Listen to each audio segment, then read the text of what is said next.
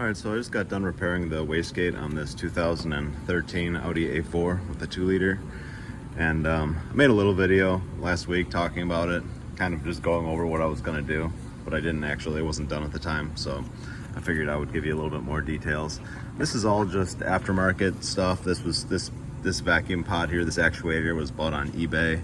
And it was okay, but not great as far as overall the quality. You can see that the way that this bracket was made, it didn't perfectly line up with where the rod landed as far as like the orientation of this thing. It was clocked a little bit weird, so I actually had to bend it slightly.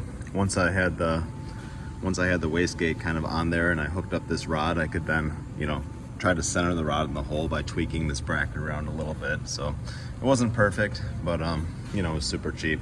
And this is a little bit of risk involved in doing this repair. Honestly, if there wasn't a lot of wear on this, I would have left this alone. You can see to the right of this pin here, all the wear. So this would not have been a good idea to leave this. That would have been a lot of free play, and possibly this was a big part of the problem with this whole thing.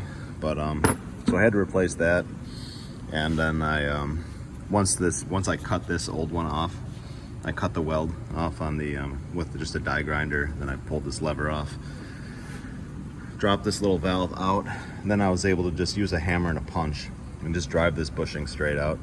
I drive the bushing out from the outside inwards, and it clears everything when you do that, so it's not really much of a problem. Pretty easy to do. Just do it with hand tools, So I was able to, there's the new one. I drove back into place until it was pretty much flush with the housing, which is how the old one was. And the door lines up pretty well.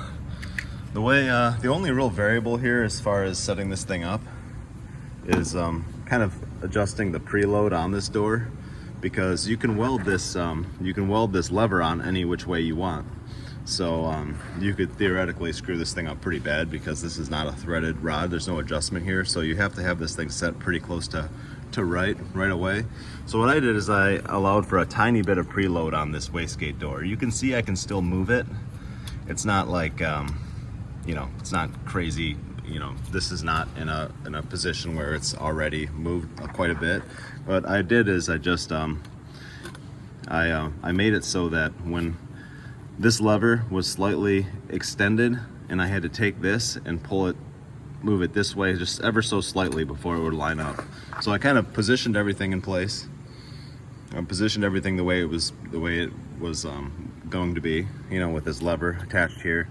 And then I took a marker and I drew a line across this area where I welded so I could keep the orientation correct.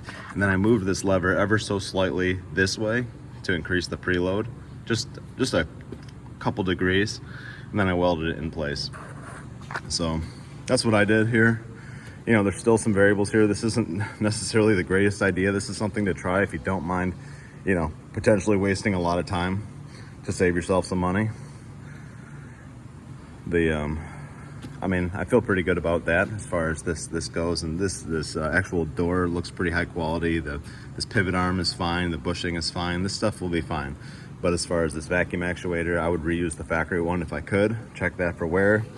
Even if there's a slight amount, you can reuse it. This one is just too much. It's not a good idea to reuse it.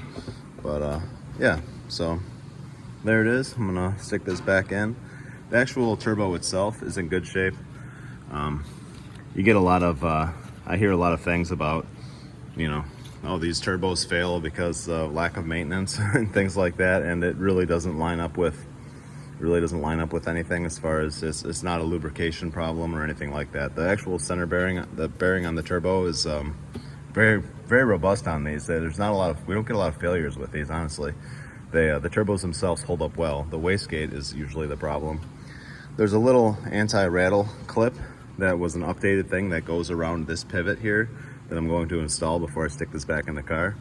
That kind of is designed to help with rattling and also slow this wearing process down right here, but it won't really do much good as far as helping with the wear on the pivot itself. But it's definitely a good idea. It probably will slow down the failure of these turbos. But yeah, so that's all. Hope this video was of some help. Thanks for watching.